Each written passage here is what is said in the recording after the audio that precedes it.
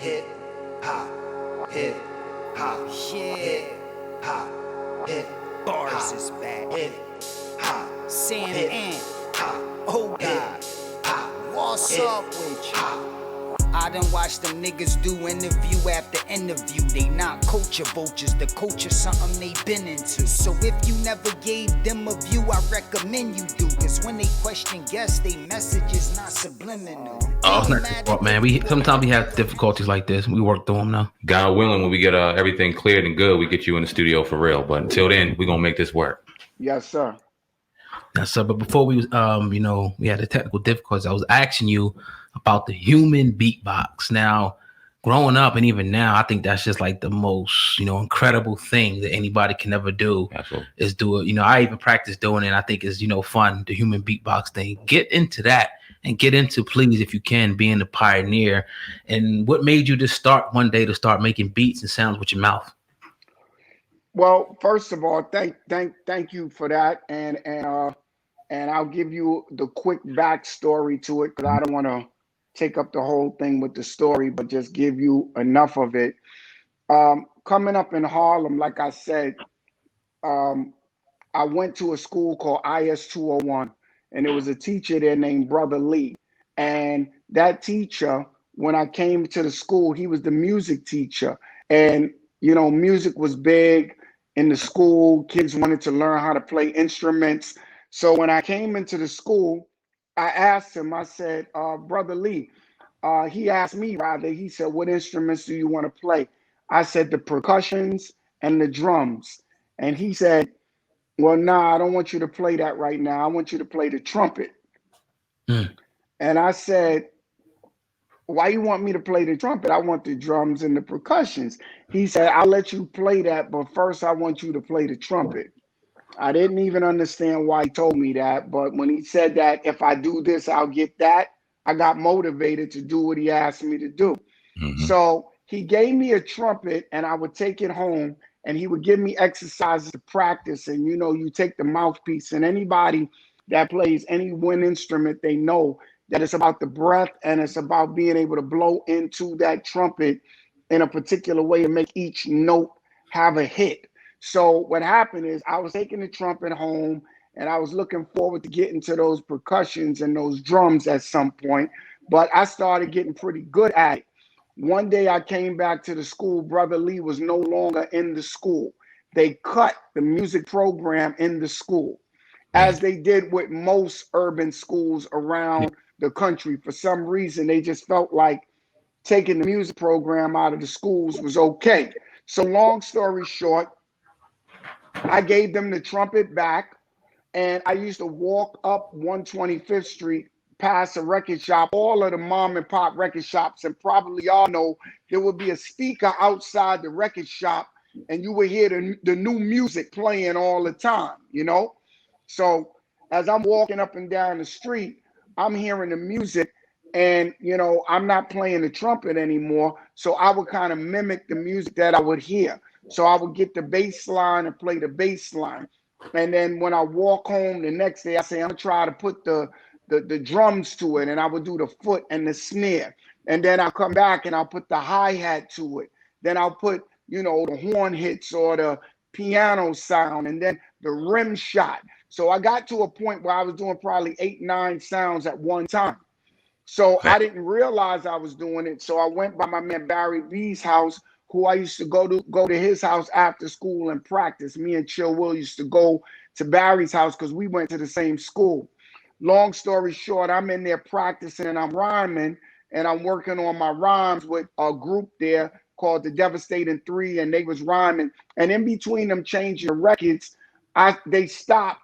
And when they would stop, I would start doing the beats, and I would start doing that thing I was doing walking home. So people's minds were, they would be in there and they would be like, wow, this is crazy. And one day Barry's mother was like, hey, that was hot. That was a hot little beat y'all was playing. And what's that? They say, no, it's not no beat. That was him. That was him. And then after, Barry was like, yo, that's crazy what you be doing, man. Yo, you should do that outside and call it a human beatbox. I said, I'm not going to do that. I said, you crazy? I said, nah, they going to play me if I do that. He said, yo, I'm telling you. He said, do it outside at the jam. And I'm telling you, watch. I went outside to the jam. I got on. Barry said, do it now. Brought down the music. I said, I don't know if y'all ever seen nothing like this, but this is the introduction of the human beatbox. And I started doing it.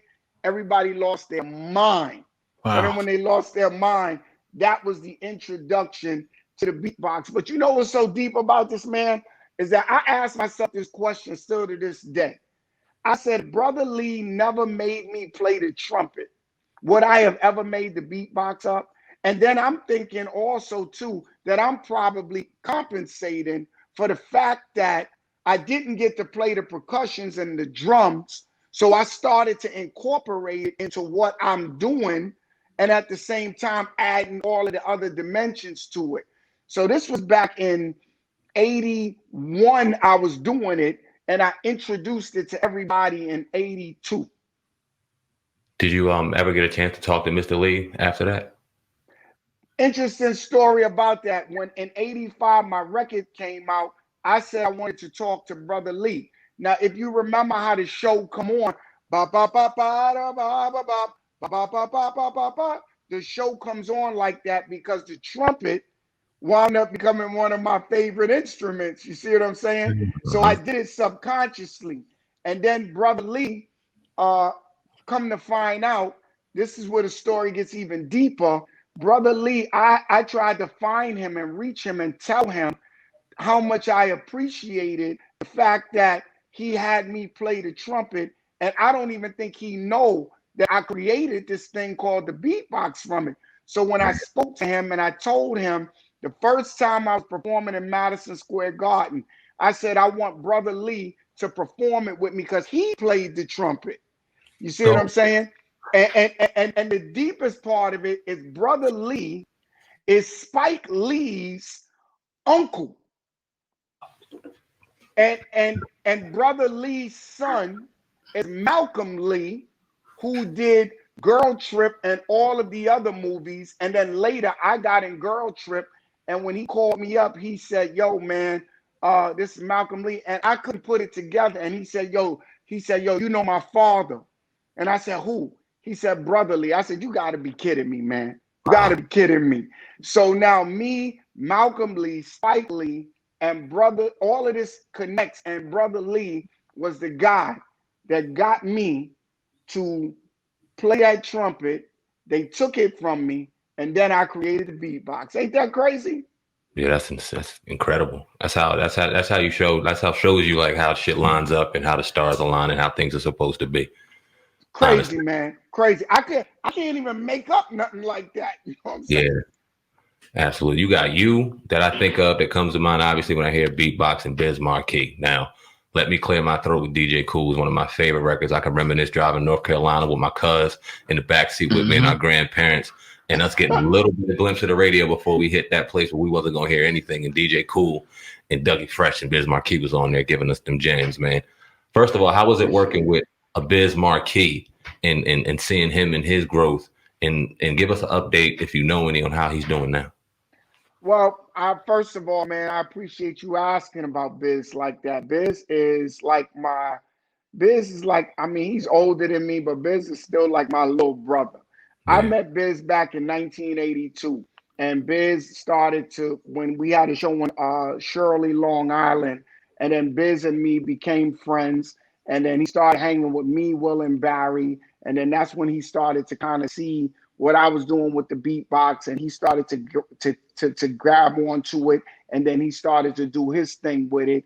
And Biz is somebody that, you know, I love and appreciate. And I just called his wife just called me the other day, and she said that Biz is coming along and he's going through his process of getting back out there. So I called him up with my father on the phone, telling him jokes. You know what I mean? Trying to make them laugh, and because all we did is that's all we did is joke, and that's the kind of relationship that we got, and it's unfortunate that this has happened to him, but you know, I look at a lot of these things as signs and symbols for us to look at some of our, you know, our heroes and the people that we love and appreciate that's been down since day one, for us to take the lessons and say, okay, well, maybe we need to be more conscious about our health. Think about, we want to do something. We are caring people, and we always want to do something for somebody else. Yeah. But you can't do nothing for somebody else until you take care of your own self. Right. Kind of like on that plane when they say you got to put your mask on first. So I think it's important to take care of yourself. So Biz right now is he's on the road of recovery, and I'm hoping that it's sooner than later. Good, absolutely. Salute to Biz, praying for your speedy recovery. He's going through with diabetes right now. Is that what he's suffering from right now? Yeah, that's what I heard. I heard that it was a diabetic related situation, Okay. and and he's been dealing with it like most of us. A lot of brothers and sisters around us have diabetes, and some of us have it, and we don't even know that we have it. And sometimes you don't find out until later, and the sugar levels are so high. You're lightheaded.